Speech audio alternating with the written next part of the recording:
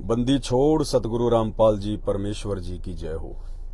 परम पिता परमात्मा, सारी सृष्टि के रचनहार, कुल मालिक, असंख्य ब्रह्मांडों के स्वामी, जगत गुरु, तीनों लोकों में प्रवेश करके सबका पालन पोषण करने वाले राजाधिराज, आत्माधार, नाथों के नाथ, देवों के देव महादेव, सर्वेश्वर महेश्वर, मृत्युंजय, अजरो अमर, आदि अनादि, सनातनी प्रभु, जगत पिता जगदीश्वर, श्री श्री 1008 की उपाधि के वास्तविक अधिकारी, अकाल मूरत, शब्द स्वरूपी राम, वासुदेव, सर्वगतम ब्रह्म, परम पूज्य, प्रथम पूज्य, परम संत, परम पुरुष, परम धनी, परम दयालु, सत्य कबीर, हक्का कबीर, अल्लाहु कबीर, अल्लाह ताला, अल्लाहु अकबर, जगत के तारणहार, जगत के मुक्तिदाता, जगत के जगन्नाथ, हारे के सहारे, हिंदुओं के राम, मुसलमानों के अल्लाह, सिखों के वाहिगुरु, ईसाइयों के मसीह, दया के सागर, दया निधि, करुणा के सागर, करुणा निधि, स्वयंभू परिभू, संकट मोचन, कष्ट हरण, दुख भंजन, मंगल करण, अविगत कबीर, असली मर्यादा पुरुषोत्तम, असली लीलाधर, जगत पिता जगदीश्वर, संत श्रोमणी सतगुरु रामपाल जी परमेश्वर जी के चरण कमल में हम सभी भाई बहनों का अनंत कोटि दंडवत प्रणाम। भाई और बहनों, दया परमपिता परमेश्वर जी की आज फिर से मौका दिया परमपिता परमेश्वर जी ने साध संगति के माध्यम से आप सभी भाई बहनों के साथ में रूबरू होने के लिए। विशेषकर हम जितने भी परमेश्वर के दास और दासी हैं, संत रामपाल जी परमेश्वर के जितने भी भगत हैं, उनमें से जो साध संगति से जुड़े हुए हैं, जिन्हें सतसेवकों के नाम से जाना जाता है, उन आत्माओं पर परमात्मा की विशेष रजा है, विशेष दया है। सतगुरु रामपाल जी भगवान के विषय में या सतगुरु रामपाल जी भगवान के संकेतों को, उनके द्वारा सत्संगों में किए गए इशारों को जितना साध संगति से जुड़े हुए भाई बहन समझ सकते हैं, उतना सतलोक आश्रम मैनेजमेंट हरियाणा के साथ में जुड़े हुए भाई बहन नहीं समझ सकते। बाकी दुनिया की तो हम बात ही क्या करें। वर्तमान समय भक्ति युग का समय है। वैसे तो कलयुग में सतयुग आ चुका है और सांसारिक दृष्टि से 2028 के बाद में आ जाएगा, लेकिन जिन जिन आत्माओं ने परमेश्वर की शरण ग्रहण कर ली है और ज्ञान को आधार बना के गुरु को परमेश्वर मान के भक्ति कर रहे हैं, उनके लिए तो आज ही सतयुग है। क्योंकि ना हम कोई बुराई करते हैं, ना हमारे अंदर कोई बुराई है और ना हम किसी का बुरा करने की सोचते हैं। इसलिए साध संगति से जुड़ी हुई तमाम भगत आत्माओं के लिए ये सतयुग का ही समय चल रहा है। हम खुद हानि उठा सकते हैं, लेकिन हम दूसरे को किसी भी प्रकार से मन कर्म वचन से हानि नहीं पहुंचा सकते। कबीरा आप ठगाइए और न ठगिए कोई, आप ठगाए सुख होत हैं और ठगे दुख होए।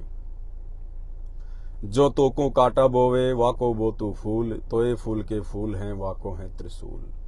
आवत गाड़ी एक है उल्टा हो अनेक, कहे कबीर ना उलटियो रहे एक की एक। परमेश्वर सतगुरु रामपाल जी भगवान की इन तमाम वाणियों के ऊपर केवल उनके साध संगति से जुड़े हुए सतसेवक बच्चे ही चल पा रहे हैं। इन वाणियों पर सतगुरु रामपाल जी भगवान का कलयुगी परिवार भी नहीं चल पा रहा। उनके कलयुगी बेटा बेटी भाई बंधु रिश्तेदार पत्नी नहीं चल पा रहे। और उस कलयुगी परिवार के पीछे, सतलोक आश्रम मैनेजमेंट हरियाणा के पीछे आंख बंद करके गांधारी की तरह अपना सत्यानाश करवाने पे तुली हुई 90% संगत भी नहीं चल पा रही है। क्योंकि जैसी संगत वैसी रंगत, ये यहाँ का नियम है। भगत हमेशा अपने से बड़े भक्तों को देख के चलता है। तो जो बड़े बड़े भगत समझे जाते हैं, सार नाम प्राप्त, सार शब्द प्राप्त, जो बड़े बड़े भगत समझे जाते हैं, आज वो किस राह पे चल रहे हैं, ये उनके कर्म कुकर्मों से हम भली भांति परिचित हैं। तो परमेश्वर रामपाल जी के वचनों पर ना उनका परिवार चल रहा है, ना उनके रिश्तेदार चल पा रहे हैं, और ना ही वो लाखों की संगत जो उनके पीछे चल रही है वो भी नहीं चल पा रही है। ये मेहर परमपिता परमेश्वर जी ने केवल अपने चंद सत्सेवक बच्चों के ऊपर बख्शी है, साध संगतियों के ऊपर बख्शी है। और वैसे भी आदरणीय गरीबदास जी महाराज जी की वाणी है जो झूठ नहीं हो सकती कि गुरुपद सेवय बिरला कोई और जापे कृपा साहिब की होई। गुरु जी की सेवा मर्यादा में रहते हुए केवल वही आत्माएं कर सकती हैं जिन पर गुरु जी की विशेष दया होगी, गुरु जी की विशेष मेहर होगी। कैसे मेहर होगी? सबसे पहले गुरु अपनी पहचान करवाएगा। सबको परमात्मा अपनी पहचान नहीं करवाता है। सबके भाग्य में जब वो कबीर परमात्मा धरती पर सतगुरु रूप में प्रकट होता है तो नाम चाहे पूरी दुनिया ले लो, लेकिन सब लोग उस परमात्मा की वास्तविक स्थिति से परिचित नहीं हो पाते हैं। इसीलिए आदरणीय गरीबदास जी महाराज कहते हैं कि गुरुपद सेवय बिरला कोई जहां पे कृपा साहिब की हुई। और फिर कहते हैं दास गरीब कहे नर लोई। गरीबदास जी कह रहे हैं कि हे स्त्री और पुरुषों, नर और नारियों, ध्यान से सुनो। दास गरीब कहे नर लोई, नर मानी पुरुष, लोई मानी स्त्री औरत।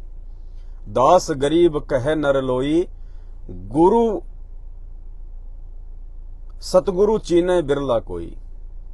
दास गरीब कहे नर लोई, सतगुरु चीने बिरला कोई, साहिब चीने बिरला कोई। कोई बिरले होंगे जो उस साहिब को, उस परमेश्वर को, जब वो सतगुरु रूप में धरती पे प्रकट होते हैं, उन्हें पहचान सके। और ये किसी भगत के बस की बात भी नहीं है, और ना इसमें किसी भगत का कोई श्रेय है कि भाई उस भगत ने भगवान को पहचान लिया। नहीं, भगत कभी भी भगवान को नहीं पहचान सकता। जिस भगत के ऊपर भगवान की कृपा हो जाए, जिस भगत पे उसके गुरुदेव की दया दृष्टि पड़ जाए, वो गुरुदेव स्वयं ही उस भगत को अपनी पहचान करवाता है। सब सुमरे अपने अनुमाना, तो गति लखी न जाए, और कहे कबीर कृपया कर जन पर ज्यों की त्यों समझाए। जिस पर उस कबीर साहिब की कृपा अर्थात सतगुरु रामपाल जी भगवान की कृपा हो जाए, उसी भगत या भगतमती को, शिष्य या शिष्या को वो परमेश्वर सतगुरु रूप में अपनी पहचान करवाता है। और वही आत्माएं अंत तक अटल विश्वास के साथ अपने गुरुदेव भगवान के द्वारा बताई गई भक्ति और पद्धति पर मर्यादाओं के साथ रहकर चल सकती है, अन्यथा इस काल के लोक में बिल्कुल नामुमकिन है। तो ऐसी कुछ बातें हैं जो आज दास आपके साथ इस वीडियो में शेयर करना चाहता है। सभी सत्सेवक भाई बहन वीडियो को ज्यादा से ज्यादा शेयर करें ताकि सभी भाई बहनों तक ये संदेशा पहुंचे। और ये गुरुदेव भगवान की आप और हमारे ऊपर कलम तोड़ मेहर है कि परमात्मा साध संगति के माध्यम से छोटी छोटी बातों को लेके हमें जगाते रहते हैं, हमें सचेत करवाते रहते हैं परमात्मा, ताकि कोई भी काल का दूत भगत बनने का नाटक करके हम आत्माओं को तोड़ ना सके, हमारे को विचलित ना कर सके। ये बहुत बड़ी मेहर है परमात्मा की जो इस दास के ऊपर परमात्मा ने बख्शी है। परमेश्वर ने दास को वो सद्बुद्धि दी है और दास को परमात्मा ने लाइव आने के लिए निमित्त बनाया है। भाई और बहनों, ये कोई सामान्य बात नहीं है, ये कोई कॉमन बात नहीं है। सतलोक आश्रम मैनेजमेंट हरियाणा दावा करता है कि पूरे विश्व भर में हमारे 7 करोड़ भगत हैं। 7 करोड़। चलिए हम उनकी बात को बड़ा करते हैं। सतलोक आश्रम मैनेजमेंट हरियाणा के अनुसार भारत सहित पूरे विश्व में संत रामपाल जी के वर्तमान में 7 करोड़ अनुयायी हैं। उन 7 करोड़ अनुयायियों में से केवल परमात्मा ने इस 2 कोड़ी के पवन दास के ऊपर ही मेहर बख्शी, रजा बख्शी, जो दास अपने गुरुदेव भगवान के ज्ञान के ऊपर विश्लेषण करने के लिए लाइव आता है, तर्क वितर्क के लिए लाइव आता है, हर प्रकार की छोटी बड़ी शंकाओं के समाधान के लिए लाइव आता है, भाई बहनों के विश्वास को बढ़ाने के लिए लाइव आता है, गुरु को भगवान बताने के लिए लाइव आता है। हम सब की दृढ़ता, हम सब का विश्वास भक्ति मार्ग पर निरंतर आगे बढ़ता रहे, हम दृढ़ होकर गुरु चरणों में समर्पित होकर भक्ति करते रहें, इसके लिए दास लाइव आता है। 7 करोड़ की भक्तों की जनसंख्या में से केवल आपका ये भाई पवन दास ही है जिसके ऊपर परमात्मा ने शब्दों की दया कर रखी है, परमात्मा ने मेहर बख्श रखी है। आप दूसरे संतों के भगत देख लीजिए, उनके ना जाने लाखों की संख्या में भगत रोज लाइव आते हैं, लाखों की संख्या में, लेकिन सतगुरु रामपाल जी भगवान की 7 करोड़ की जनसंख्या में से, ये मैनेजमेंट के अनुसार आंकड़ा बता रहा हूं आपको, बाकी अगर मुझ पवनदास के विचार जानना चाहोगे तो आज संत रामपाल जी के मुश्किल से 1000 भगत भी नहीं है, 1000, जी हां 1000 भगत भी नहीं है पूरे विश्व में संत रामपाल जी के। मैं उन भक्तों की बात कर रहा हूं जो वास्तव में आत्म कल्याण के लिए संत रामपाल जी से नाम दीक्षा लिए हैं, जो अपने मोक्ष के लिए भक्ति कर रहे हैं, जो अपने गुरुदेव जो अपने गुरुदेव के वचन को निभाने के लिए, अपनी मर्यादाओं को बचाने के लिए जो हर प्रकार का संघर्ष कर रहे हैं।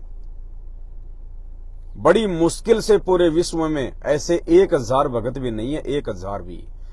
बाकी आज नाम लिया, 4 दिन बाद में छोड़ के चला गया, आज प्रेत बाधा हुई, नाम ले लिया, ठीक हो गया, 2 महीने बाद छोड़ के चला गया, किसी के कहने से नाम ले लिया, 2 महीने बाद में छोड़ के चला गया, जबरदस्ती घर वाले ले गए, नाम लिया है, वापस आके बीड़ी सिगरेट गुटखा शराब पी रहा है। मैं उन भक्तों की बात नहीं कर रहा, वो भगत नहीं है। मैं उन फार्मों की संख्या की बात नहीं कर रहा जो फार्म भर भर के छोड़ दिए।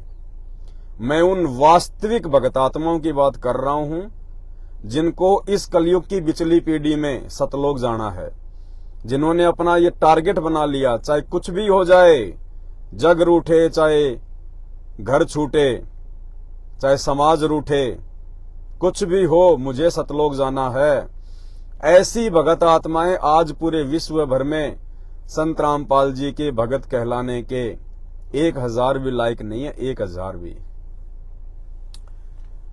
और वो 1000 भगत भी परमात्मा साध संगति से छाटेगा, वो भगत भी परमात्मा साध संगति से ही तैयार करेगा। अब साध संगति से ही परमात्मा सतलोक के लिए हंस आत्माओं को तैयार करेगा, तो काल भगवान पीछे कैसे हट सकता है? वो भी उतनी ही तेज गति से अपनी अज्ञानता और पाखंड का प्रहार करेगा, भगत आत्माओं को विचलित करने का प्रयास करेगा, मर्यादाओं पर चल रही आत्माओं को तोड़ने का प्रयास करेगा। और छोटी मोटी जो खुसर फुसर होती रहती है, दास तक परमात्मा वो संदेश पहुंचा देते हैं, फिर दास को परमात्मा प्रेरित करते हैं, लाइव आने के लिए मटेरियल देते हैं, दास आके आप सभी भाई बहनों के साथ में साझा करता है। तो आप सबको पता है, अभी कुछ ही दिन पहले साध संगति से जुड़े हुए भगत भाई बहनों ने, साध संगति से जुड़े हुए भगत भाई बहनों ने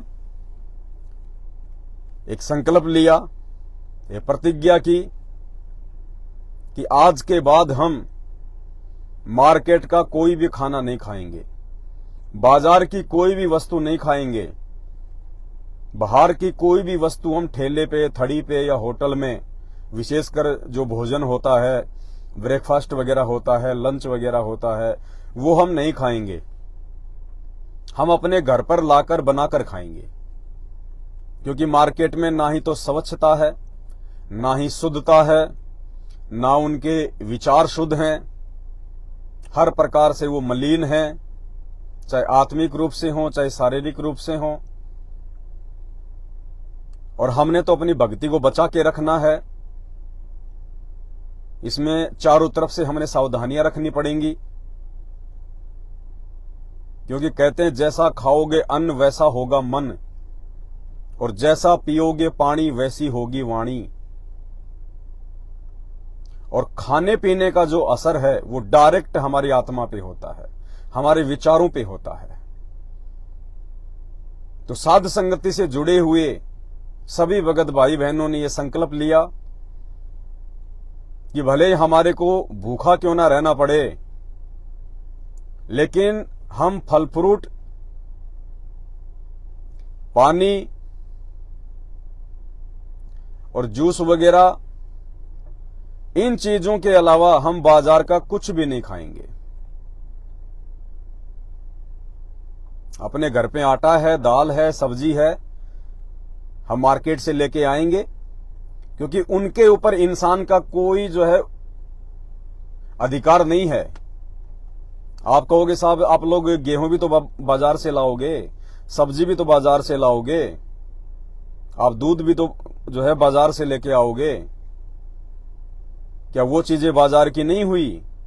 वो चीजें बाजार की हैं, लेकिन वो प्राकृतिक चीजें हैं। परमेश्वर ने हमें आज्ञा दी है उन चीजों को ग्रहण करने की, उन चीजों को खाने की।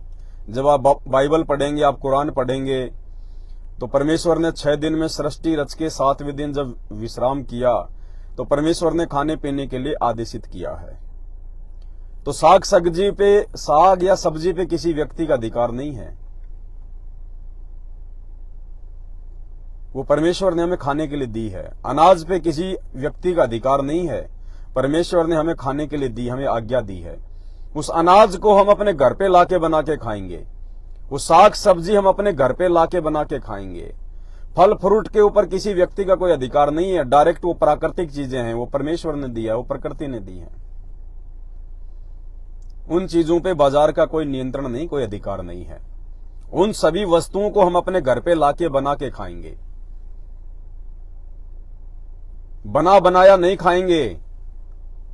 क्योंकि जब वो सब्जी कोई ठेले पे, कोई होटल में जब कोई बनाएगा, तो वो अनुपदेशी व्यक्ति है, वो निगुरा व्यक्ति है, और निगुरे व्यक्ति के ऊपर 3 लोक का भार है।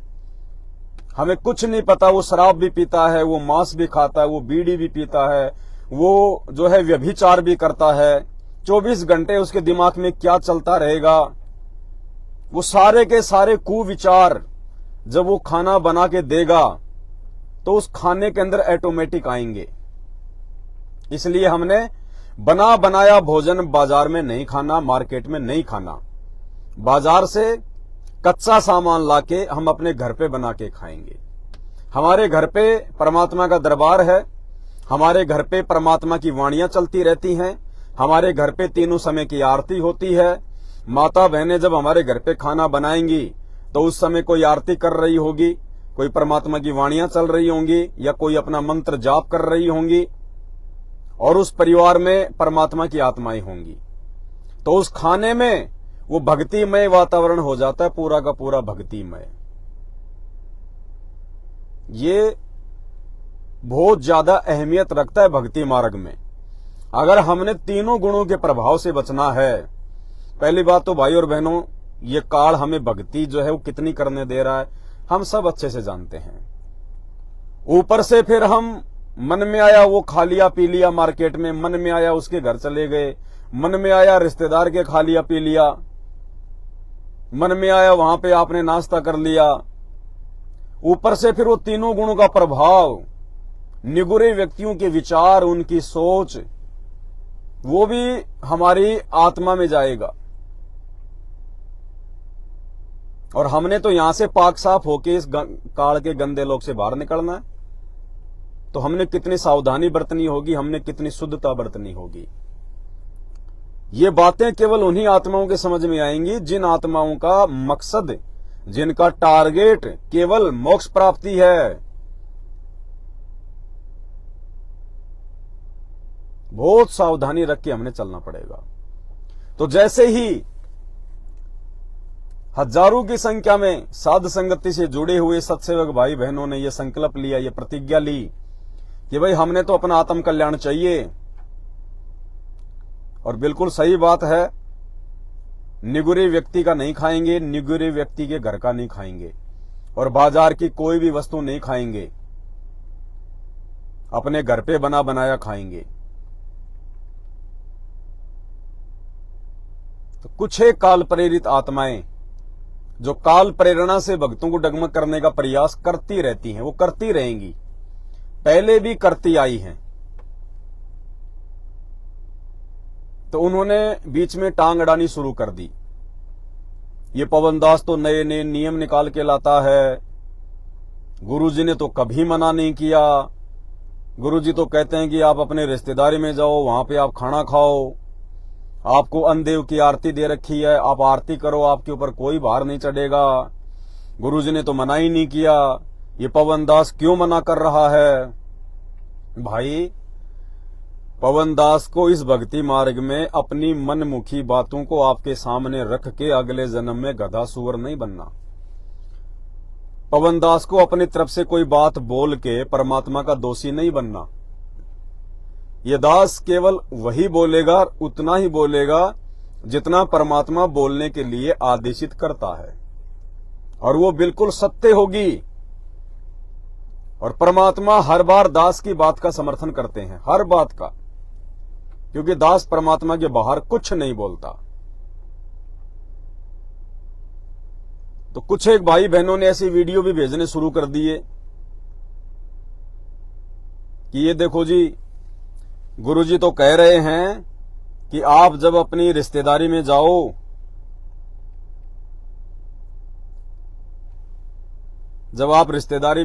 तो आप वहां पे खाना खा सकते हो, आपके ऊपर भार नहीं चढ़ेगा। और ये पवनदास कह रहा कि अब हमने, विशेषकर साध संगति से जुड़े हुए भाई बहनों ने, पहली बात तो रिश्तेदारी में जाना ही नहीं, और अगर जाना भी पड़ जाए तो हमने वहां पे कुछ खाना नहीं। तो ये तो गुरुजी के बिल्कुल विरुद्ध बोल रहा है।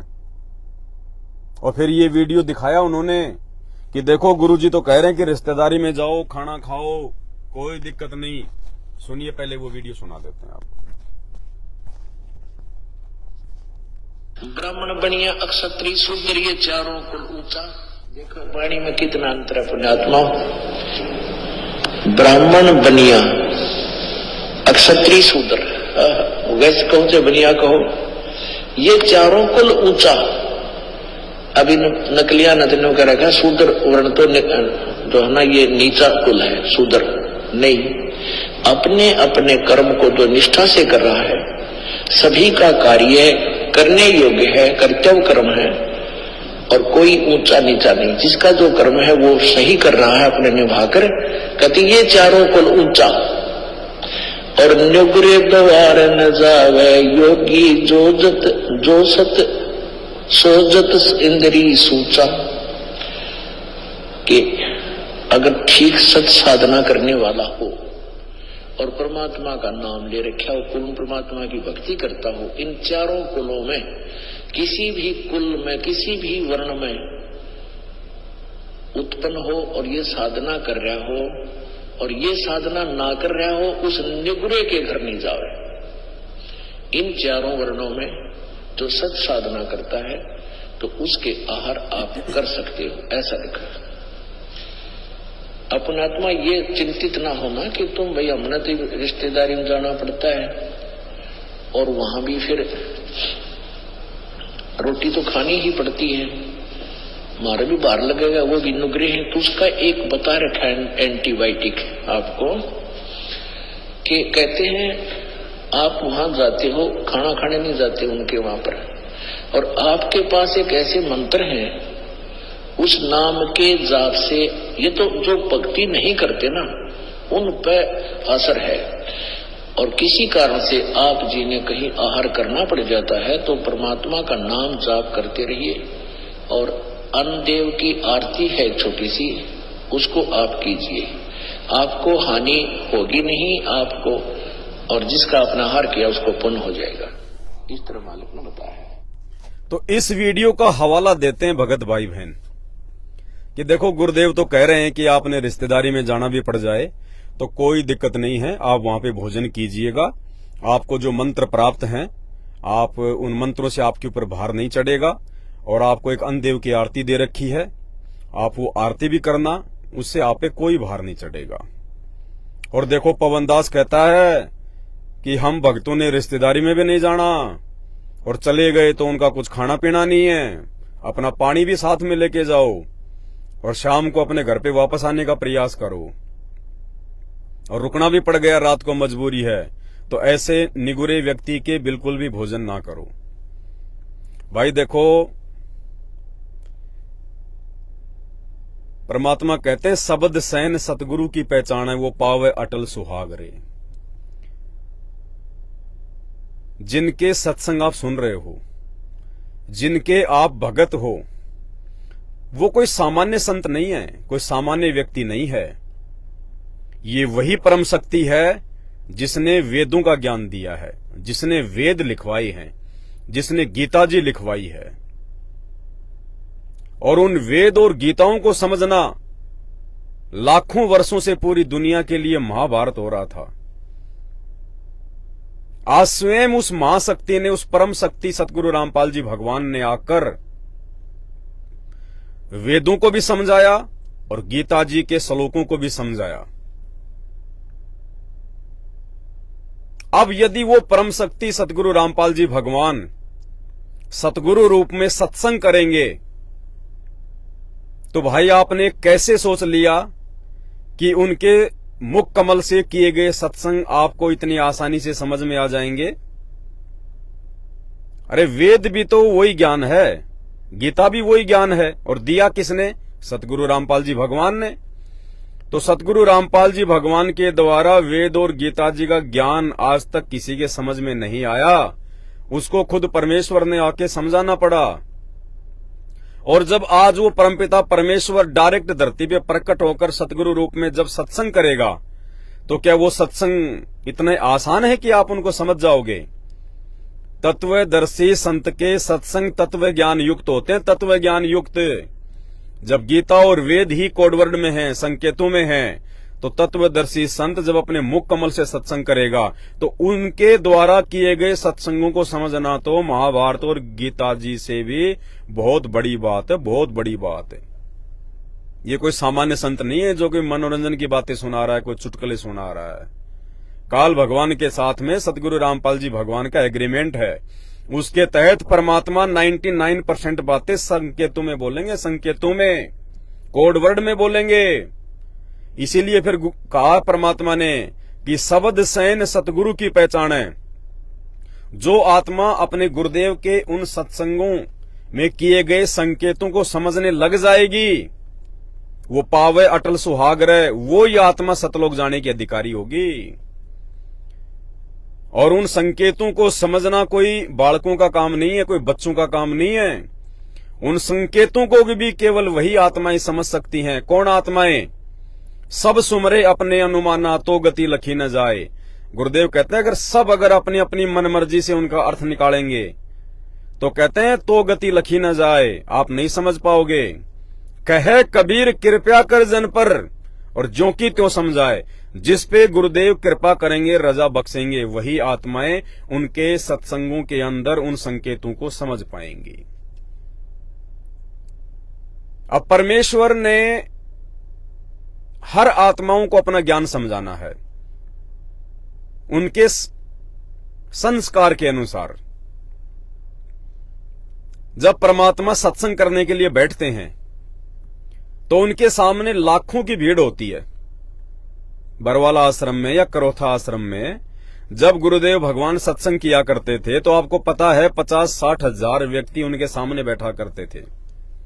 उन 50-60 हजार व्यक्तियों में वो भगत भी बैठे होते थे जिनको सारनाम प्राप्त है, जो 20-20 साल से जुड़े हुए हैं, 15-15 साल से जुड़े हुए हैं। उस पंडाल में उस समय वो भगत भी विद्यमान होते थे जिनको सतनाम मिला हुआ है, जिनको 5-5 साल हो गई, 4-4 साल हो गई। उस पंडाल में वो भगत भी बैठे होते थे जिनको 2 महीने पहले प्रथम नाम मिला है। और उस पंडाल में वो भगत भी हजारों की संख्या में होते थे जो प्रथम बार संत रामपाल जी के सत्संग सुनने के लिए आए, जिन्होंने अभी नाम दीक्षा भी नहीं ली। अब संत रामपाल जी ऊपर बैठकर जब सत्संग करेंगे, तो संत रामपाल जी उस हिसाब से सत्संग करते हैं कि जो पुराना भगत है वो भी उनकी बात को पकड़ ले और जो नया भगत है उसको भी झटका ना लगे। यानी परमेश्वर सबके लिए सत्संग करते थे और जिस जिस आत्मा के जैसे जैसे संस्कार होते थे, गुरुदेव भगवान के वचनों को कैच करने वाले, उस हिसाब से वो आत्माएं उन सत्संगों के जो है भावार्थ को वो समझ लेती थी। अब मान लीजिए परमात्मा कोई आगे की बात बता रहे हैं, कोई सृष्टि रचना की बात बता रहे हैं, तो जो नया भगत आया है वो कहां से समझ जाएगा? उसको तो बिल्कुल ऐसा लगेगा हमने कभी सुना नहीं, कभी हमें किसी ने बताया नहीं, ये क्या रामायण गा रहे हैं, ना किसी शास्त्र में हमने कभी देखा, ना किसी गुरुजी ने कभी बताया, ये क्या बता रहे हैं। सतलोक में काल और दुर्गार वो तप कर रहा था और वो मानसरोवर में जाके सो गया। नए भगत को कुछ नहीं पता चलेगा। इसलिए फिर परमात्मा उस सत्संग में नए भगत के लिए भी अपने प्रवचन देते हैं, ताकि नए भगत को भी निराशा हाथ ना लगे, वो भी भक्ति पे लगा रहे, वो बिदक ना जाए। इसलिए परमात्मा समान रूप से सब आत्माओं के लिए सत्संग करते हैं और जिन जिन आत्माओं के जैसे जैसे भक्ति संस्कार होते हैं उस आधार से वो आत्माएं गुरुदेव के प्रवचनों को जो है वो ग्रहण कर लेती हैं। अब आप भगत भाई बहनों ने कुछ एक ज्यादा नहीं, क्योंकि परमात्मा ने 99% जो कचरा है वो सात संगतियों से बाहर फेंक दिया, फिर भी थोड़ा बहुत जो कचरा है वो रह जाता है। तो एक आध ऐसे हैं जो इस प्रकार की बातें कर देते हैं अपनी अज्ञानता में।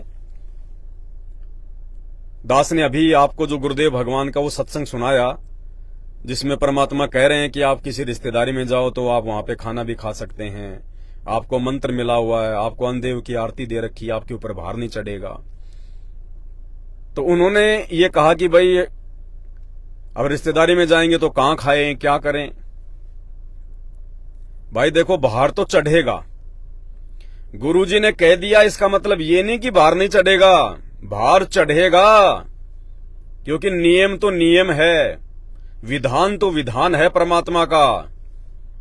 अगर भार नहीं चढ़ता है तो मैं आपको चैलेंज करता हूं, जो व्यक्ति ये कहता है कि किसी भी व्यक्ति के घर पे खाना खाने से भार नहीं चढ़ता क्योंकि हमें तो नाम मिला हुआ, हम तो मंत्र जाप करते हैं, हमारे पास तो अन्नदेव की आरती है, हमारे ऊपर भार नहीं चढ़ेगा, तो ये पवन दास तुम्हें गारंटी देता है, गारंटी चैलेंज करता है तुम्हें,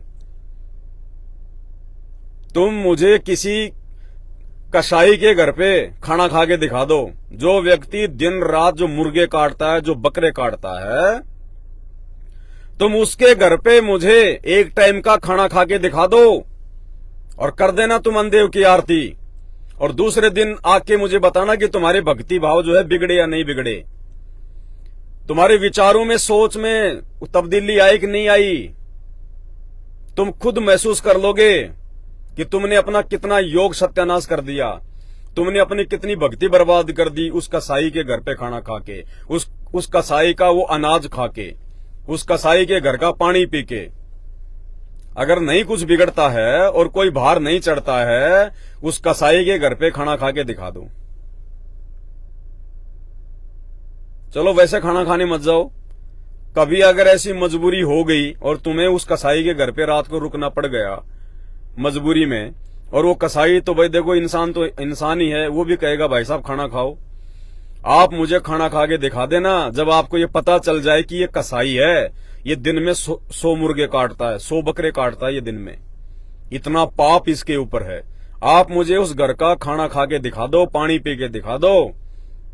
अगर आप असल में भगत हो, असल में यदि आप संत रामपाल जी के शिष्य हो, आप पानी की बूंद नहीं पी सकते उस घर की, पानी की बूंद, चाहे कितनी आरती कर देना और कितने चाहे तुम मंत्र जाप करते रहना, भार तो चढ़ेगा ही चढ़ेगा। अब इन चीजों को ऐसे नहीं समझा जाएगा, ये चीजें भी परमात्मा कहते हैं तुम्हारे पिछले भक्ति संस्कारों के कारण समझ में आएंगी। ऐसे तो ना जाने कितने भगत हैं जो सार नाम ले लेके गुरुदेव को छोड़ के चले गए, सतनाम ले लेके गुरुदेव को छोड़ के चले गए, 10-10 साल गुरुजी की भक्ति करके रात दूसरे पंथ में धक्के खा रहे हैं।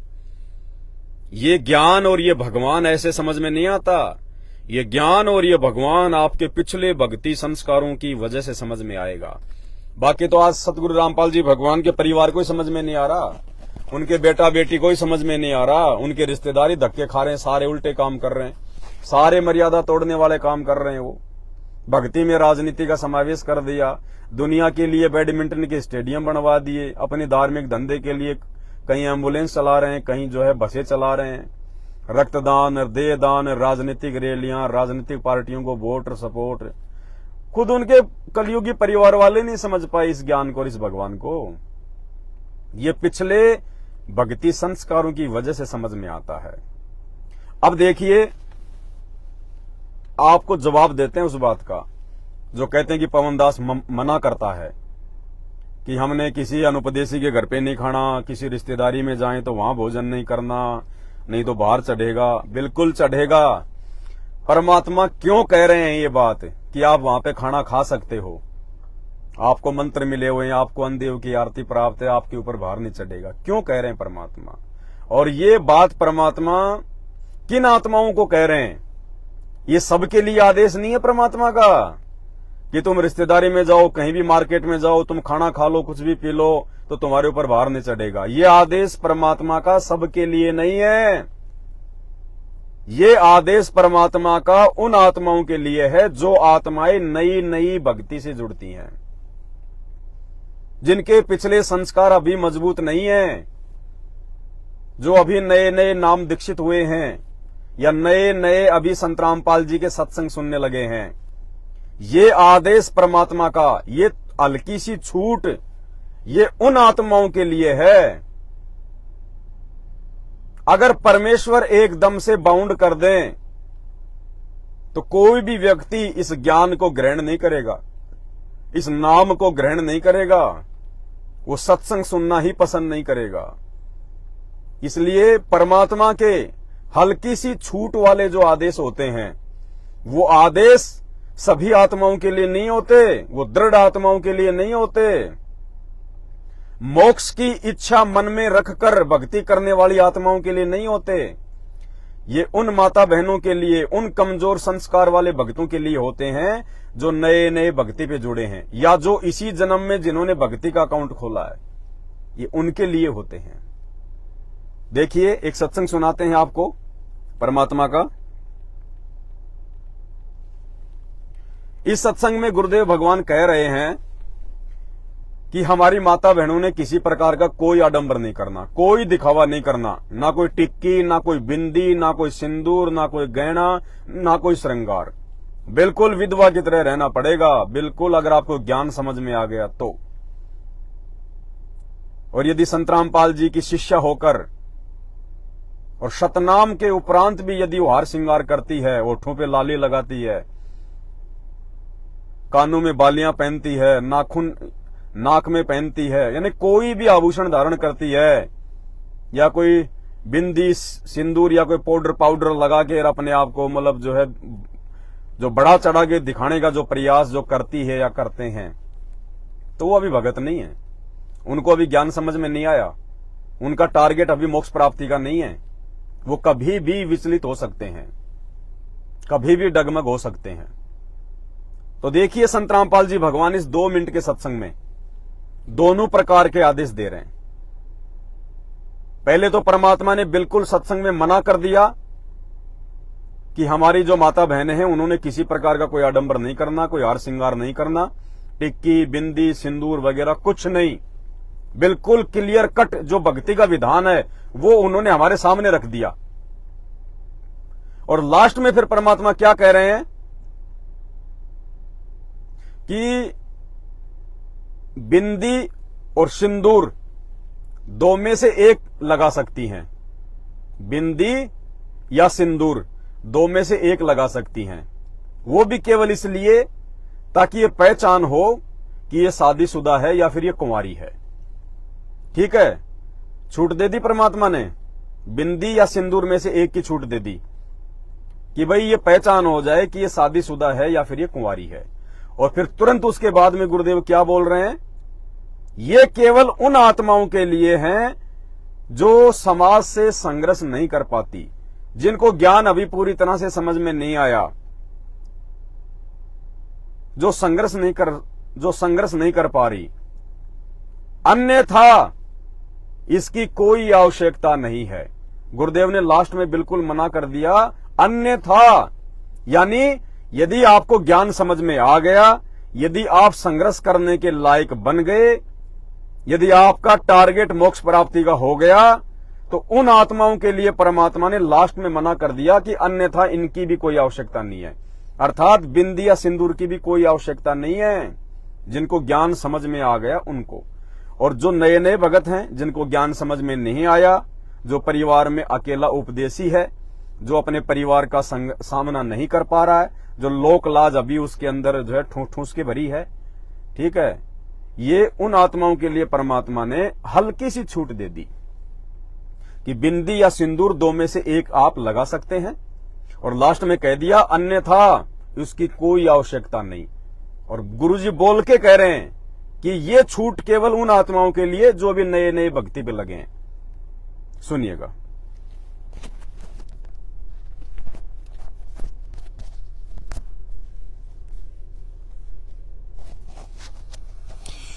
पतिव्रता और सुहेलड़ी सेवन अधिक अपार, पतिव्रता भाव नहीं ये चूम चटक सिंगारे।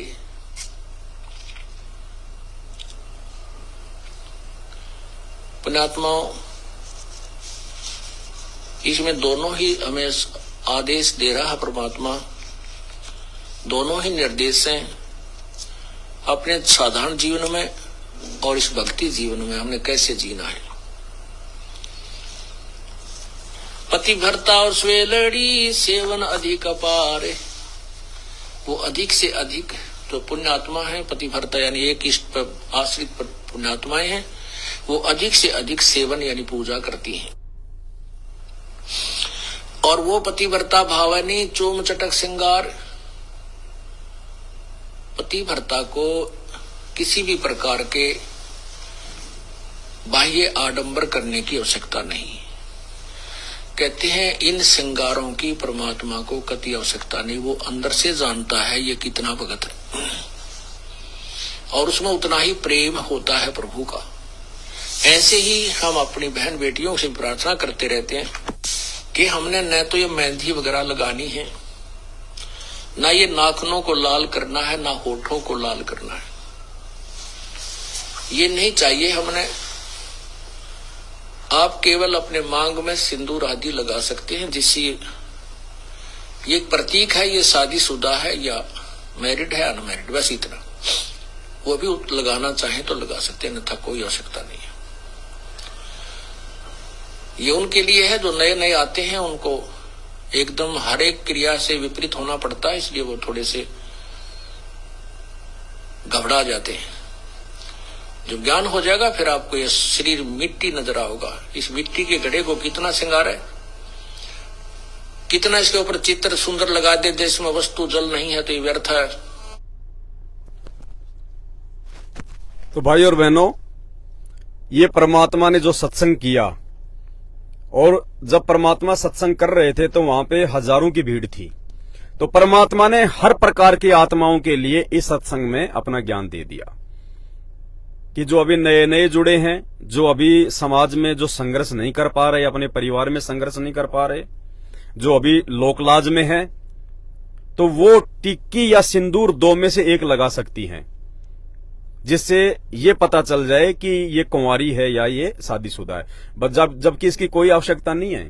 जिसको ज्ञान समझ में आ गया उसको क्या शो करना है कि मैं शादीशुदा हूं या मैं कुंवारी हूं, क्या लेना देना हमें भक्ति करनी है, अपना मोक्ष करवाना है।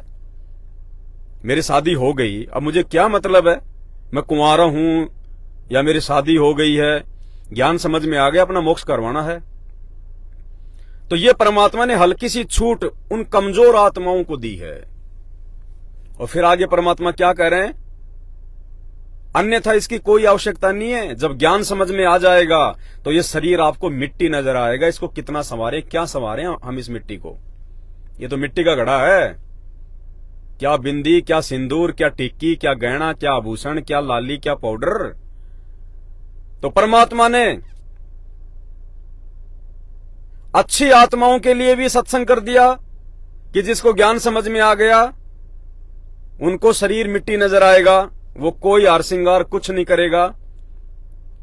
और जो कमजोर आत्माएं हैं, जो गुरुदेव के मिशन को नहीं समझ पाई, उनके ज्ञान को नहीं समझ पाई, गुरुदेव के उद्देश्य को नहीं समझ पाई कि परमात्मा धरती पे क्यों आया हुआ है, हमें मानव शरीर क्यों मिला हुआ है, उन आत्माओं के लिए परमात्मा ने हल्की सी छूट भी दे दी।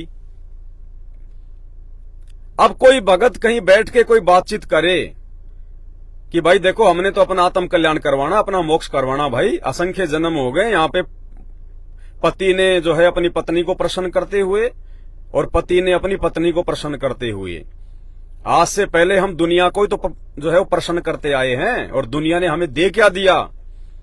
धक्कों के अलावा कुछ नहीं दिया हमें दुनिया ने।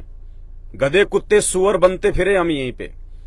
भाई आज हमने अपना मोक्ष करवाना है, बाढ़ में जाए हार श्रृंगार, बाढ़ में जाए ये फैशन वैसन, हमने तो मोक्ष करवाना है। कुछ नहीं पहनना, सिर्फ अपना सादा वेशभूषा में रहेंगे।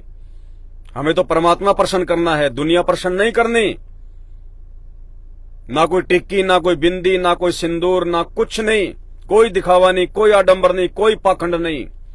परमात्मा ने वेश्या की संज्ञा दी है उन माता बहनों को जो उनकी शरण में आने के बाद भी इस प्रकार की आडंबर करती हैं।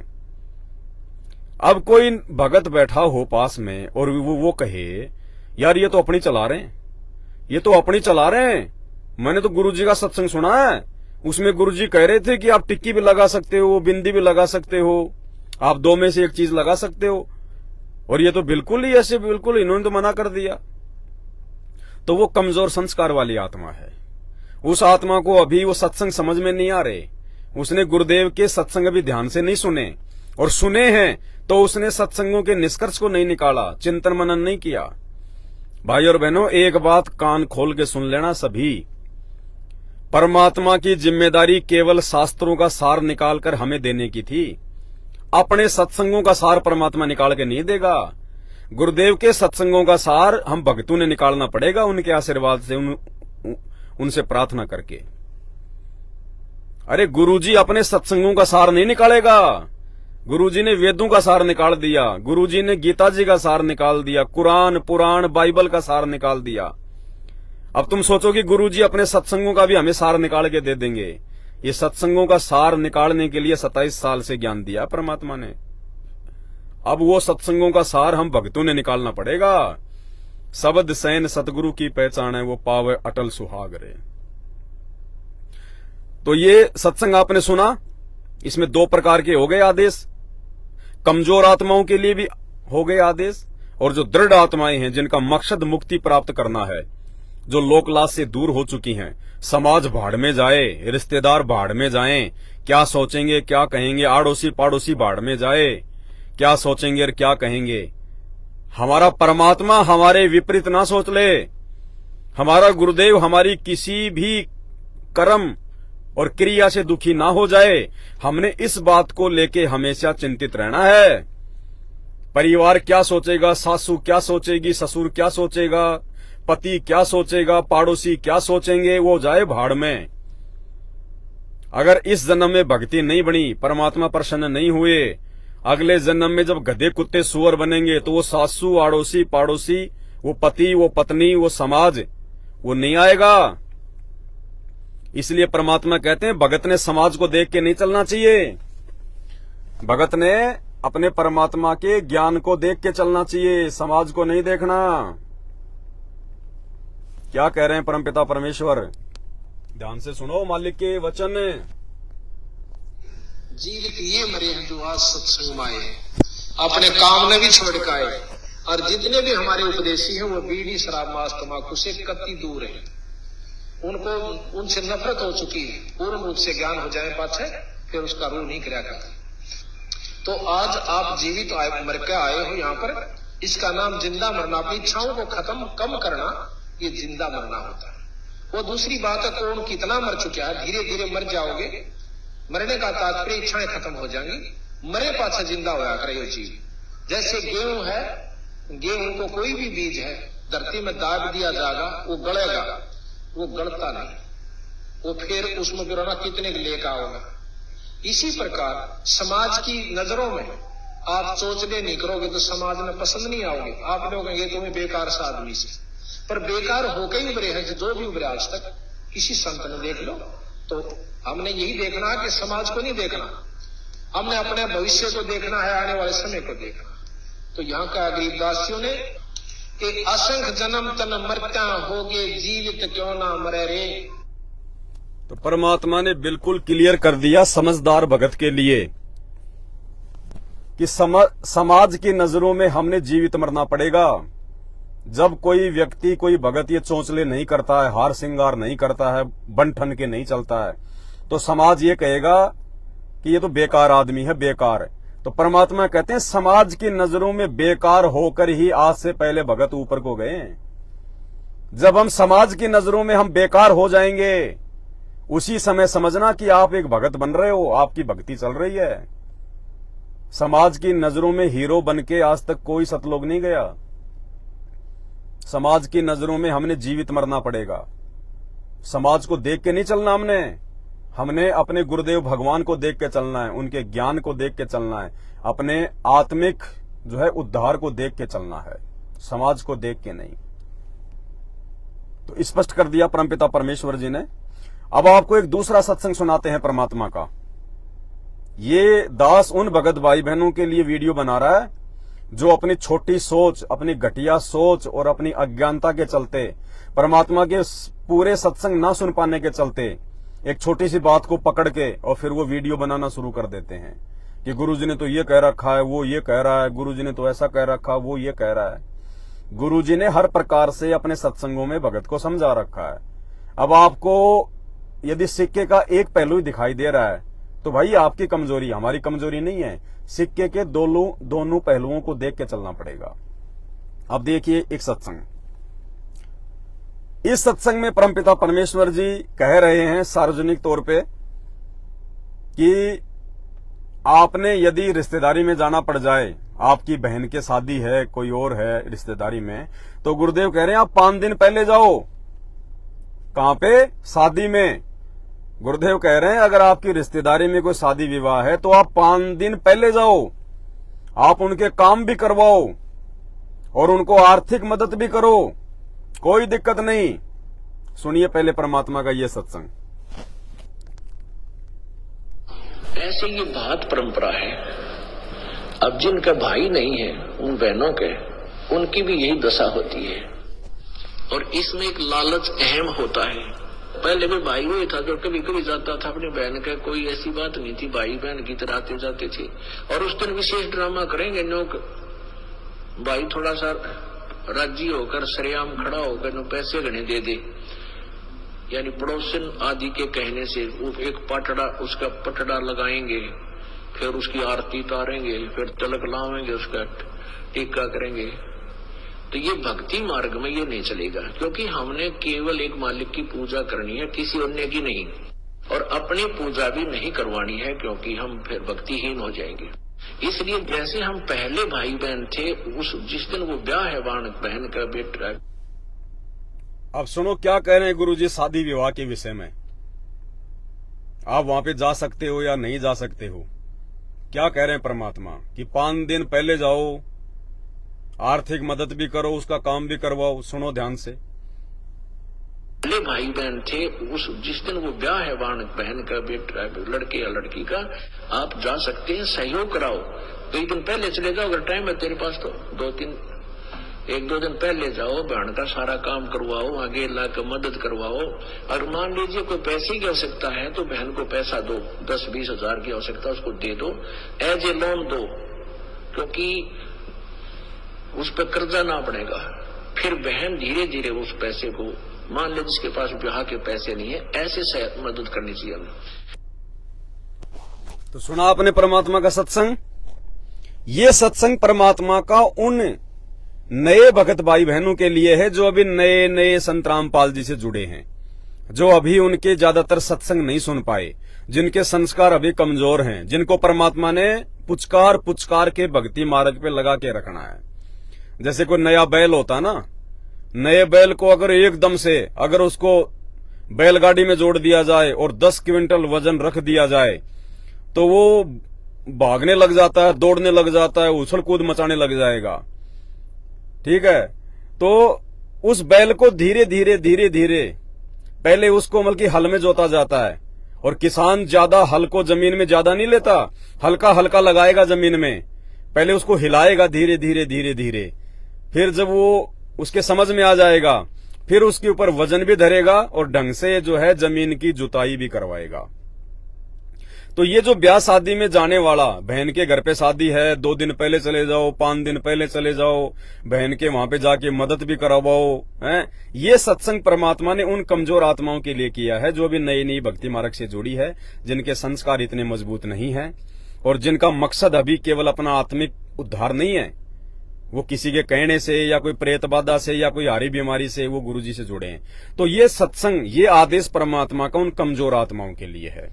अब जो दृढ़ आत्माएं हो चुकी हैं, जिनको सतनाम प्राप्त हो चुका है, या जिनको प्रथम नाम ही मिला है लेकिन ज्ञान समझ में आ गया, या जिनको सारनाम प्राप्त हो चुका है, जो भी है जैसा भी है, और जिनका मकसद ये है कि मुझे तो केवल मेरा मोक्ष करवाना है, तो उन आत्माओं के लिए परमात्मा ने क्या कहा फिर शादी विषय में जाने के लिए, देखिएगा। इस सत्संग में परमात्मा कह रहे हैं, यदि आपका कहीं पर ब्याह शादी तो छोड़ दीजिए, रिश्तेदारी में अगर अपने किसी आड़ोसी पाड़ोसी की अगर बारात में जाने का भी न्योता आ गया ना, बारात में जाना, बारात में जाने का मतलब समझते हो ना, बस में बैठ के गए, खाना खाया और बस वापस आ गए। अगर आपको बारात में भी जाने के लिए बोल दिया जाए तो आप भगवान से यही प्रार्थना करना कि परमात्मा टाल दो इस आफत को। यानी गुरुदेव कह रहे हैं अगर आपका नंबर आ जाए कहीं ब्याह शादी में जाने का या बारात में जाने का, तो गुरुजी कह रहे हैं प्रथम तो जाने से टलो, यानी मना कर दिया परमात्मा ने कि प्रथम तो वहां जाने से टलो, वहां जाने से बचो, और यदि मजबूरी में जाना भी पड़ जाए तो अपनी माला लेके एकांत में बैठे रहो। फिर फायदा क्या, जब माला लेके एकांत में बैठना है तो फिर वहां पे शोर शराबे में घमासान में जाने का मतलब क्या वहां पे। यानी परमात्मा अपना सत्संग हर प्रकार से करते हैं, हर प्रकार की आत्माओं को समझाने के लिए करते हैं। तो सुनिए परमात्मा क्या कह रहे हैं सत्संग में, कि अगर आपका ब्याह शादी में या बारात में जाने का नंबर आ जाए तो कहते हैं टलो, यानी बचो। अब आज किसी को ये पता लग गया कि आपके कैंसर है और उसके घर में से ब्याह हो छोरे का, लड़के का, और उसको कोई नो के आजा डांस कर ले, नो के तू जा मेरा अपना काम करे, हो रहा डांस, मेरी तो 7-8 नौरी है, अब करके दिखाओ डांस, बजाओ डीजे, सुनो गाने। तो पुण्यात्माओं संत पहले ही सतर्क होते हैं, इसलिए वो बकवाद अच्छी नहीं लगती उन्हें, अपना भजन करते, कोई बाढ़ में कुआं पड़ो, पड़ते रहो, बजाए जाओ डीजे, अपना जाना भी वैसे तो वहां से टलो और जाना भी पड़ जाता अपना फार्मूला। क्या कह रहे हैं परमात्मा, वैसे तो विवाह में जाने से टलो, टलो यानी बचो, सुनो। इसलिए वो बकवाद अच्छी नहीं लगती उन्हें, अपना भजन करते, कोई बाढ़ में कुआं पड़ो, पड़ते रहो, बजाए जाओ डीजे, अपना जाना भी वैसे तो वहां से टलो और जाना भी पड़ जाता अपना फॉर्मेलिटी करके कोण में बैठ जा अपनी माला लेके, और वो करते रहे जो तुम न करना फंड। तो पुण्यात्माओं आम संसार तेनू कहेगा भाई तू ऐसा के मायूसा रहता है, तेरा के बिजली गिर गई, ऐसा के नुकसान हो रहा है, तू नाचता गाता कोई ना, तो उसके लिए माथा नहीं मारा है, गढ़ा नहीं बोला है। कहते साकट और सवान को उल्ट जवाब नहीं दे, उसने न कह दे भाई मेरी कोई ना रुचि, मेरी इच्छा नहीं बनती, बात खत्म हुई। समाज कहता रहेगा, जब उनके साथ बढ़ेगी जब पता लगेगा, उनके साथ तो दुर्घटना होगी जब डरेंगे, हम पहले डर जाते हैं, तो समझदार वही होता जो पहले डरे। तो भाई और बहनों, जब हम इस परमपिता परमेश्वर के भक्ति मार्ग पर अटल विश्वास और दृढ़ता के साथ में आगे बढ़ने का प्रयास करेंगे, तो काल के एजेंट जो हमारे ही भगत भाई बहन के रूप में हमारे बीच में होंगे, वो ये साकट और समान वाला स्वभाव अपनाएंगे। वो एक तरफा वो सत्संग सुन के काल प्रेरणा से और वो आपको डगमग करने का प्रयास करेंगे, आपके पास ऑडियो वीडियो भेजेंगे कि देखो गुरुजी तो ये कह रहे हैं कि आप शादी में जाओ, 5 दिन जो है वो पहले जाओ, आप वहां पे जो है वो काम करवाओ। और दूसरा सत्संग भी आपने सुन लिया अच्छे से, जिसमें परमात्मा स्पष्ट कह रहे हैं कि प्रथम तो शादी विवाह में जाने से टलो बचो। हमने इन बकवादों में पैर नहीं देना, ये संतों के काम नहीं, भक्तों के काम नहीं है, ये व्यर्थ की परंपराएं हैं। ये शादी विवाह की परंपरा ये परमात्मा के द्वारा नहीं है, ये काल की परंपरा है। जब ब्रह्मा विष्णु महेश की शादी हुई थी तो कहां डीजे बज रहे थे, कौन भात भर रहा था, कौन जलेबी उतार रहा था, कौन बारात लेके गया था? ये सब व्यर्थ की परंपराएं वर्तमान में काल ने हम भक्ति युक्त आत्माओं को उलझाने के लिए बनवाई हैं। इसीलिए परमात्मा कहते हैं तारेंगे तारेंगे तहतीक सतगुरु तारेंगे। और मालिक क्या कहते हैं फिर? मन कर धीर बांध ले रे बोरे, यानी थोड़ा मन में थोड़ा विश्वास पैदा कर, परमात्मा के ज्ञान के आधार से थोड़ा धैर्य लेके अपने अंदर। मन कर धीर बांध ले रे बोरे और छोड़ देना पछलियों की रीत। पछलियों की रीत मतलब हमारे जो पूर्वज, जो बेचारों को ज्ञान नहीं था, अज्ञान थे, उनको अक्षर ज्ञान नहीं था, और काल ने उनको इस प्रकार की रीति रिवाज में, भात परंपरा में, बारात की परंपरा में उलझा के रख दिया, लेन देन की परंपरा में उलझा के रख दिया। कहते हैं छोड़ देना पछलियों की रीत, यानी हमारे से पहले इस ज्ञान के अभाव में हमारे जो पूर्वज जो इन परंपराओं में, इस काल के रीति रिवाजों में जो जकड़े हुए हैं, कहते हैं छोड़ देना पछलियों की रीत, उन रीति रिवाजों को छोड़ना पड़ेगा। तो भाई और बहनों, हमें ऐसे लोगों की बातों में बिल्कुल नहीं आना है। और अब आपको फाइनली वो वीडियो दिखाऊंगा जिस वीडियो में परमात्मा किसी भी रिश्तेदारी में या निगुरे व्यक्ति के घर पे खाना खाने के लिए स्पष्ट मना कर रहे हैं, स्पष्ट मना कर रहे हैं परमात्मा। ध्यान रखना, आप और हम जीव हैं, सारे कर्म आप और हमारे ऊपर लागू हैं। सतगुरु रामपाल जी भगवान को जीव नहीं है, वो पीव है, परमात्मा है, उनके ऊपर कोई कर्म लागू नहीं है। फिर भी वो कितनी सावधानी बरत रहे हैं, एक भगत की भूमिका कर रहे हैं, आप और हमें समझा रहे हैं। और क्या कह रहे हैं परमात्मा इस सत्संग में? अगर कोई समझदार आत्मा होगी तो उसकी आंखें खुल जाएंगी, और जिंदगी में आज के बाद वो भूलकर, यदि उसका मकसद आत्म का उद्धार जो है करवाना होगा, यदि उसको सतलोक में जाना होगा, सदा सदा के लिए 84 लाख योनियों के बंधन कटवाना होगा, वो भाई बहन जिसको ज्ञान समझ में आ गया होगा, भगवान समझ में आ गया होगा, वो अपनी रिश्तेदारियों की तरफ रू भी नहीं करेगा। और अगर जाना भी पड़ गया तो ना खाएगा ना पिएगा उन निगुरों के, जिनके ऊपर 3 लोक का भार। सुनिए ये सत्संग, और ये सत्संग सुनने के बाद उस भाई की भी आंखें खुल जानी चाहिए जो केवल एक तरफा और कमजोर आत्माओं के लिए किए गए सत्संगों को भगत समाज में भेजकर काल प्रेरणा से अपने भी कर्म फोड़ रहा है और दूसरे भाई बहनों की भी कर्म फोड़ने का प्रयास कर रहा है। ये सत्संग ध्यान से सुनिएगा परमात्मा का।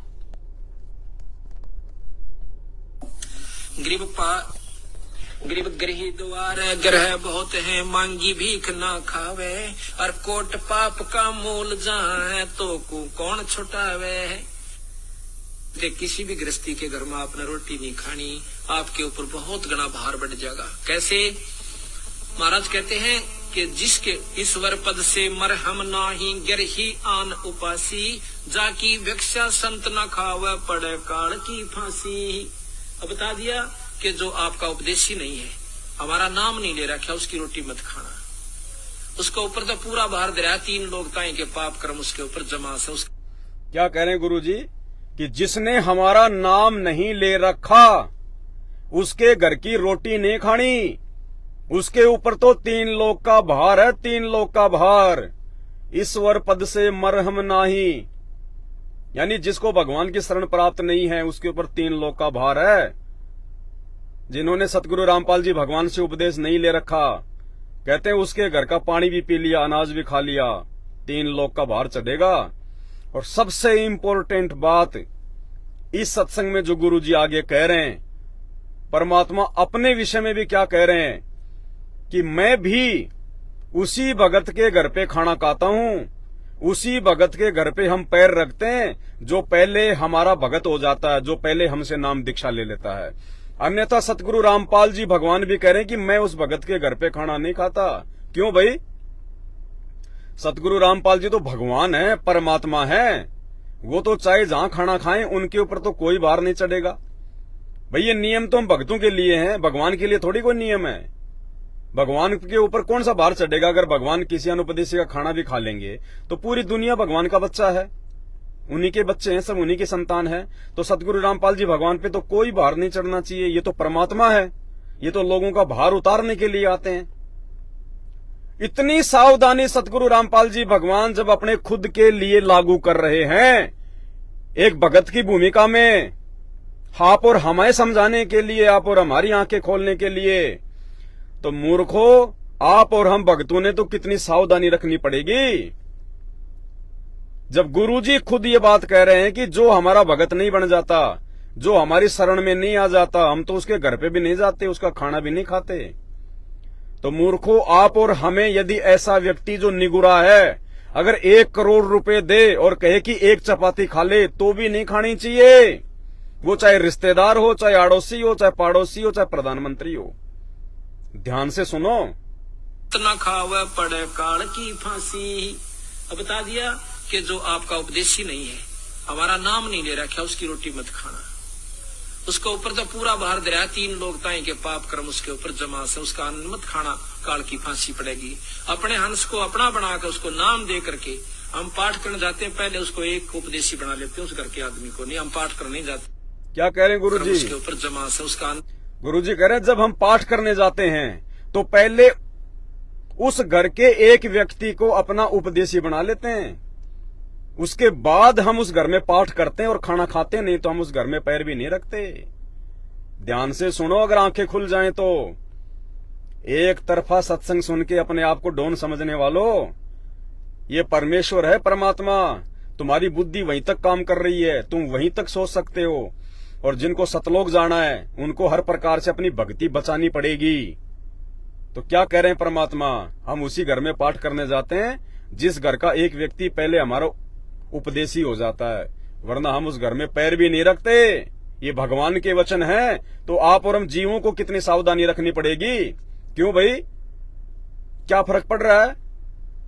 गुरुजी तो मंत्र भी करते हैं ना, जैसे हमें कहा गुरुजी ने उस सत्संग में कि उस घर का आपके ऊपर कोई भार नहीं चढ़ेगा क्योंकि आप मंत्र करोगे और आप अन्नदेव की आरती कर लो। तो क्या गुरुजी को मंत्र याद नहीं है? क्या गुरुजी को अन्नदेव की आरती याद नहीं है?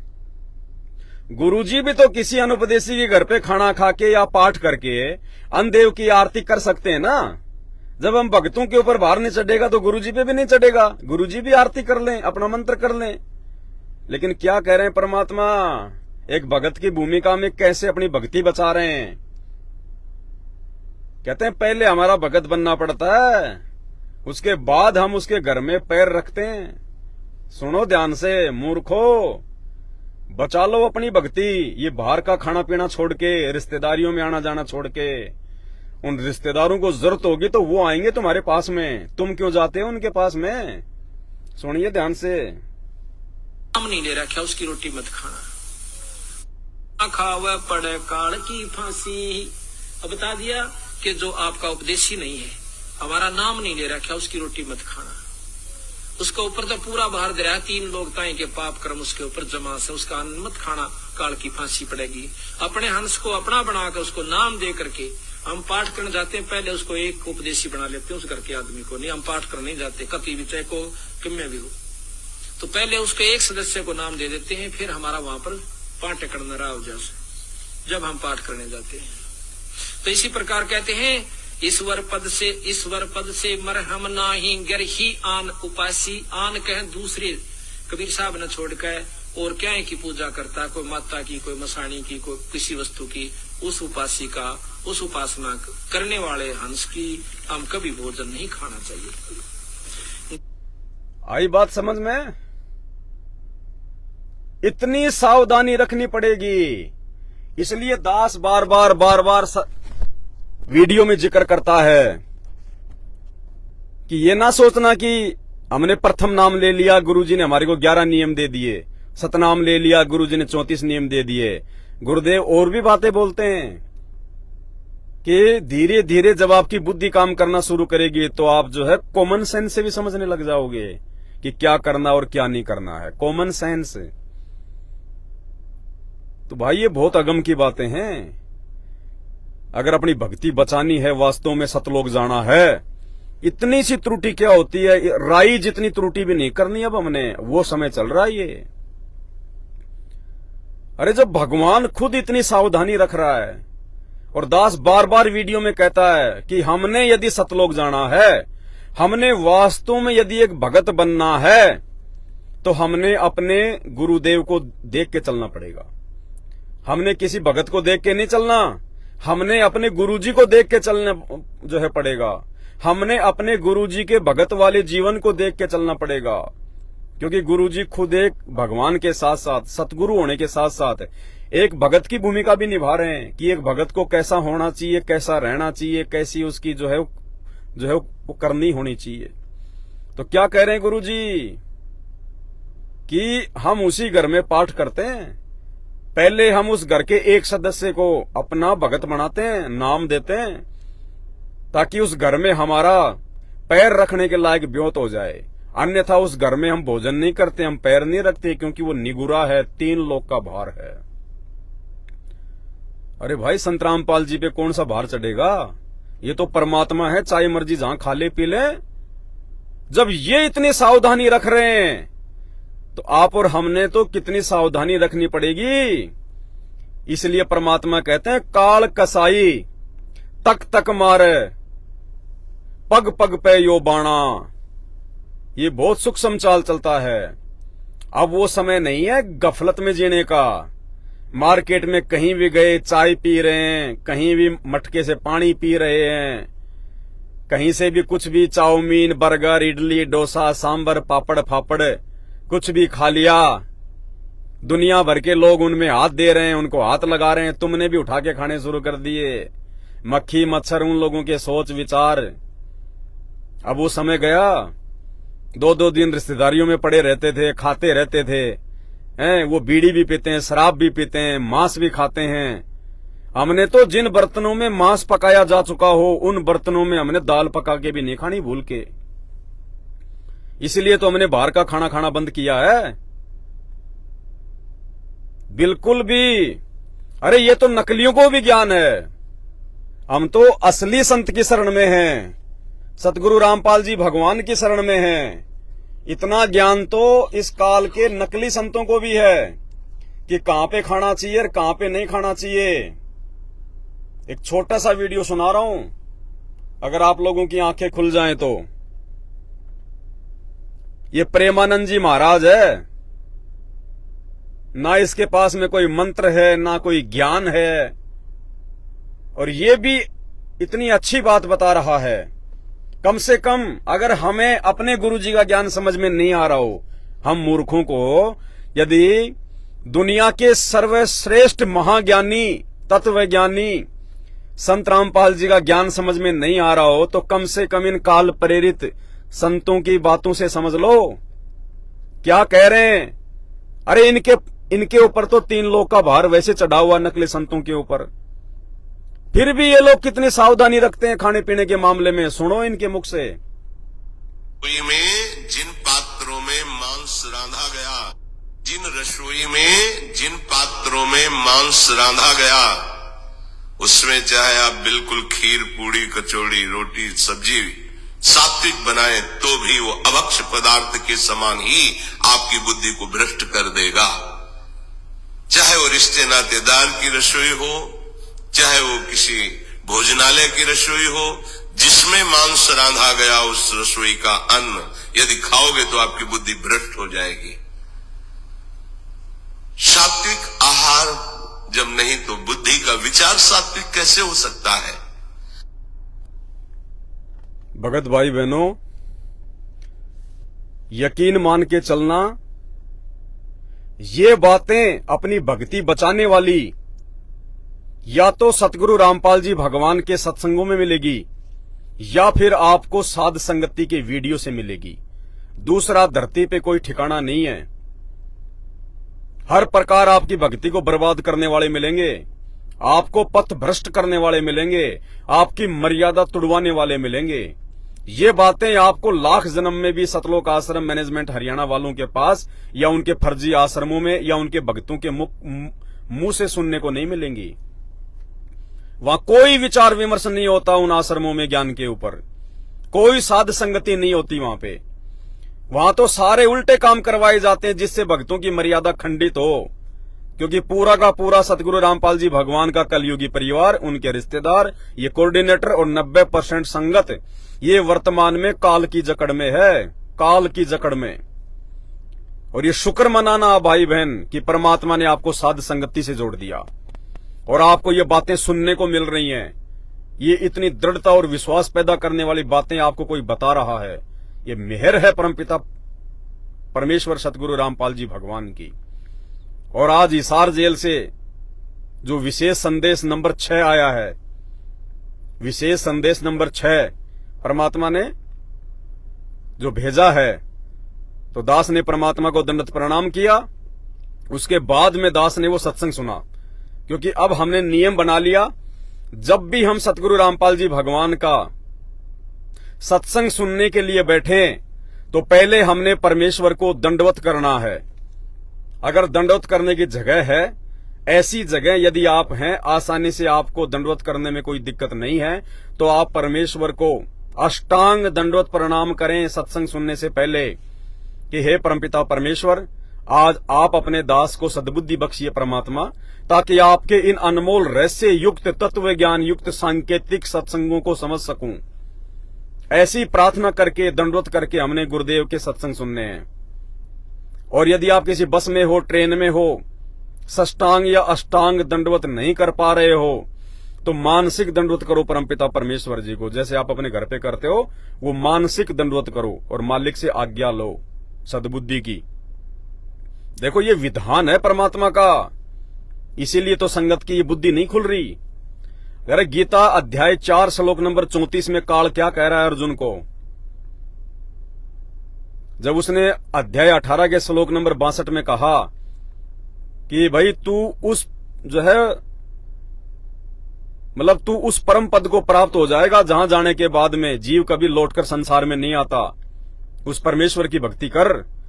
तो अर्जुन ने कहा कि वो कौन संत है, कहां ज्ञान मिलेगा। तो काल ने क्या कहा था अध्याय 4 श्लोक नंबर 34 में कि उस ज्ञान को यानी उन सत्संगों को तू तत्व ज्ञानियों के पास जाकर समझ। और कैसे?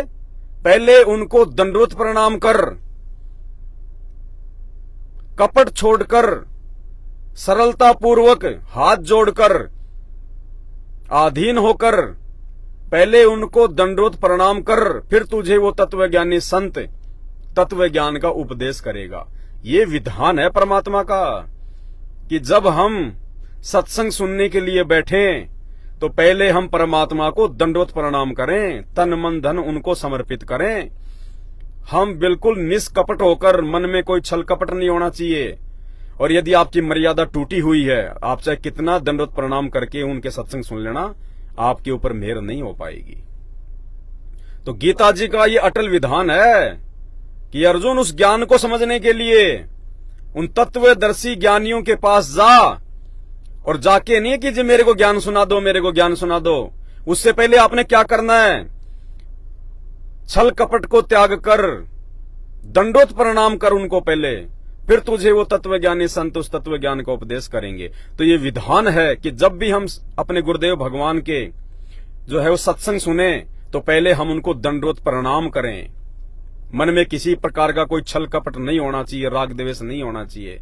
तब वो तत्वज्ञानी सतगुरु रामपाल जी भगवान, जिनके विषय में गीता जी में बोला गया है, सृष्टि का एकमात्र तत्वदर्शी संत, वो तत्वज्ञानी फिर हमारी जो है बुद्धि को ऑन करेगा।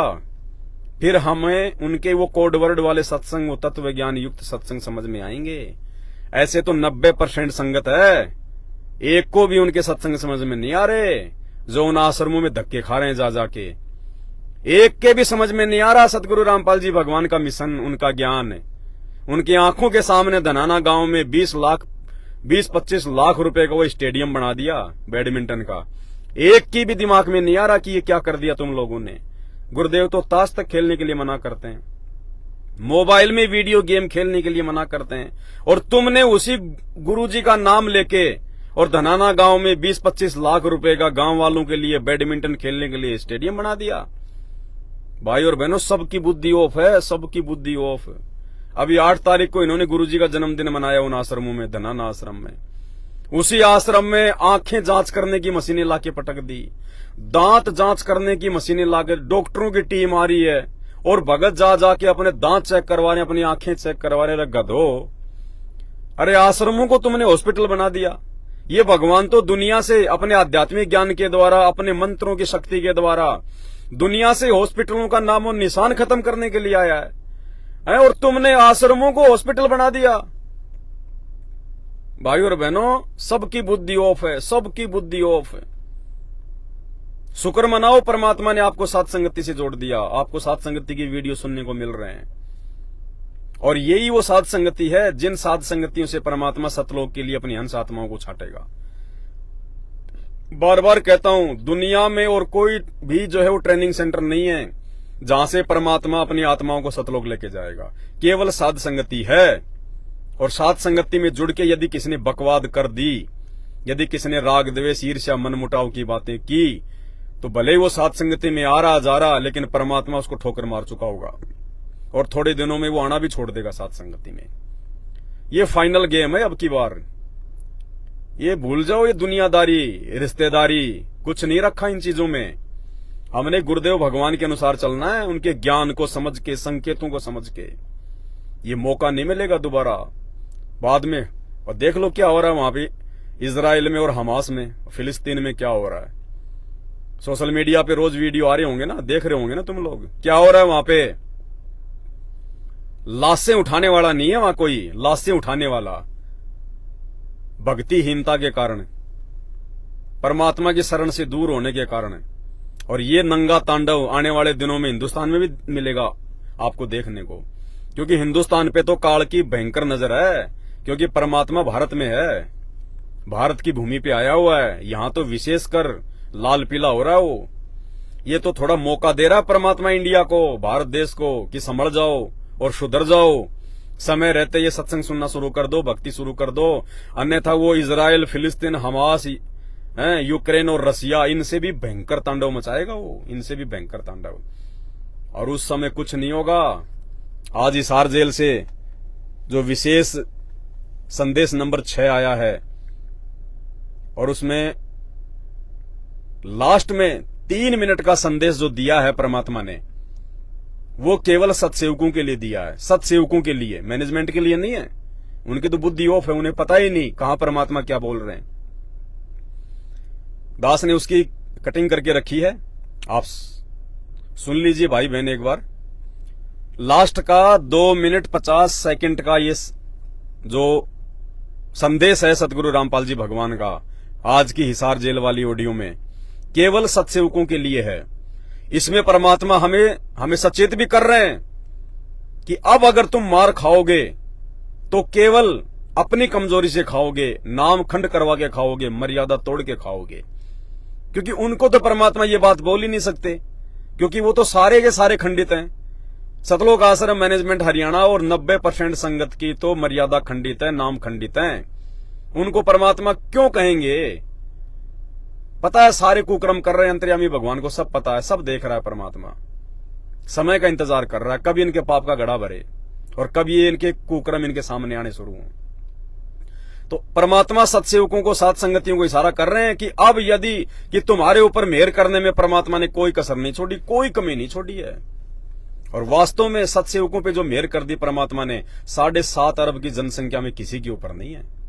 तो परमात्मा कह रहे हैं कि तुम्हारे ऊपर उस परमेश्वर की कलम तोड़ मेहर है, कलम तोड़। और बच्चों तुम कुर्बान हो जाओ। कुर्बान होने का मतलब अब रिश्तेदारी देख के मत चलो, अड़ोसी पड़ोसी देख के मत चलो, समाज देख के मत चलो, लोक लाज में मत फंसो, बिल्कुल एक तरफा होके चलो। तब आने वाले समय में परमात्मा तुम्हारी भी और तुम्हारे परिवार की भी रक्षा करेगा। इन देवी देवताओं से, भयत भूरव से, सबसे परमात्मा तुम्हारी रक्षा करेगा। ये ना समझना कि परमात्मा तुमसे दूर है। इस 3 मिनट में परमात्मा ने सत्सेवकों के लिए संदेशा दिया, सत्सेवकों के लिए, कि परमात्मा हर प्रकार से तुम्हारी रक्षा करेगा, हर प्रकार से, किसी भूत से भी, बेताल से भी, समाज के दूसरे प्रकार के व्यक्तियों से भी, कि कोई मेरे बच्चों को जो है हानि ना पहुंचा दे। और यदि तुम गलती करोगे तो अपनी कमजोरी से करोगे, मर्यादा तोड़ोगे, अब तुम नाम खंड करोगे तो फिर कुछ नहीं। क्या कह रहे हैं परमात्मा, ध्यान से सुन लो। ये सत्सेवकों के लिए है, स्पेशल सत्सेवकों के लिए। बच्चों कुर्बान हो जाओ इस परम पिता पे। ये कोई बच्चों की लेख नहीं है। और परमात्मा कबीर साहब ने कैसी कृपा कर रखी आपको।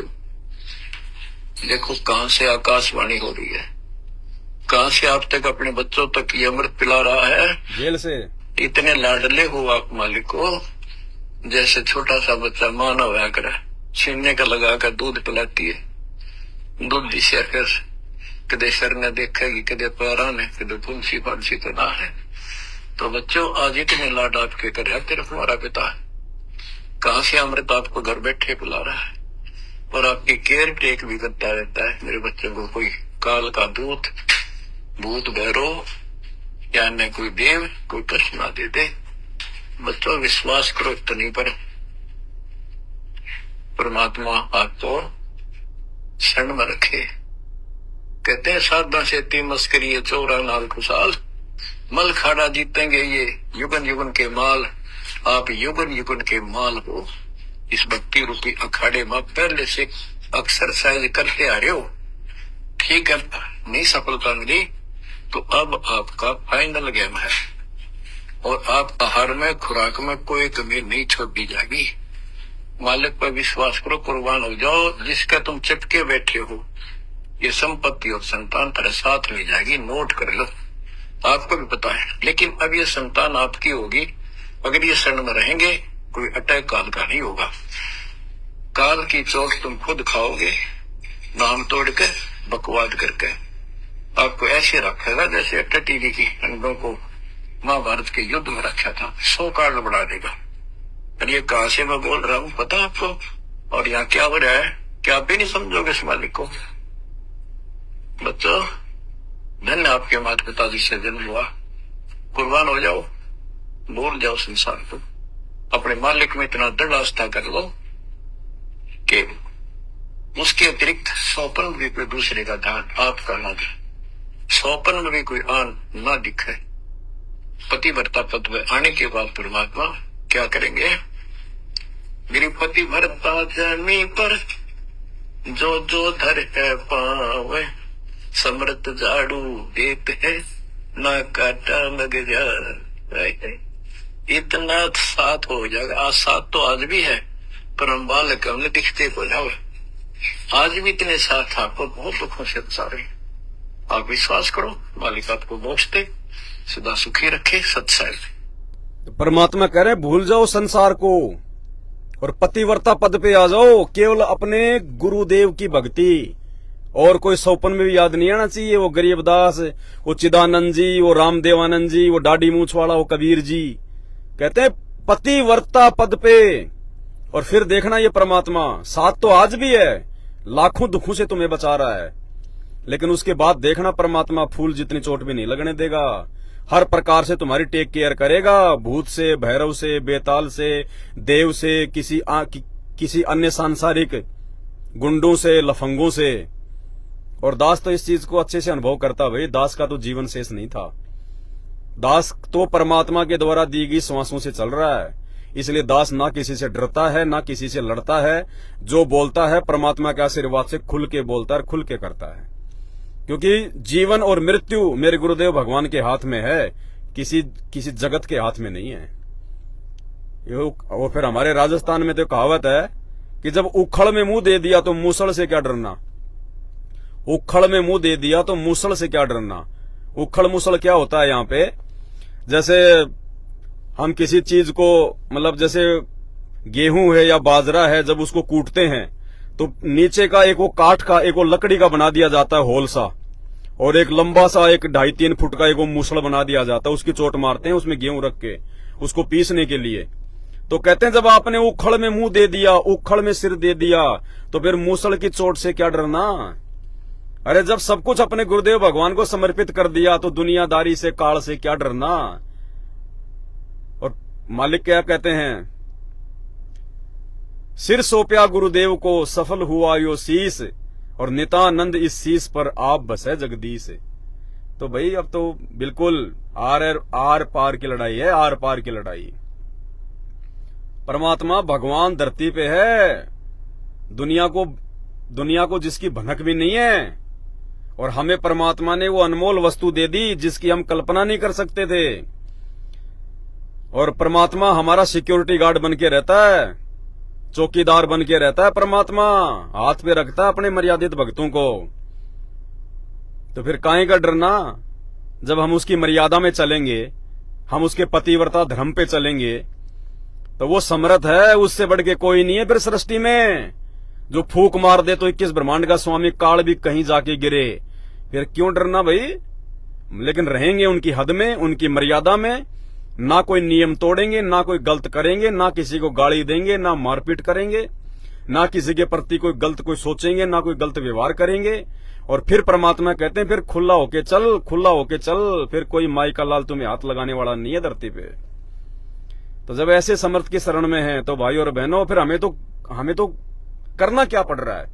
ना कोई आंदोलन करना पड़ रहा, ना कोई रैली निकालनी पड़ रही, ना कोई लड़ना पड़ रहा, ना झगड़ना पड़ रहा, खाली मुंह से सच्चाई बोलनी पड़ रही है। और वो सच्चाई बोलने में भी यदि हम डरेंगे तो काहे के भगत है फिर हम, काहे को हमारे को भगवान पे फिर विश्वास है, डरे ढोरे हैं फिर हम।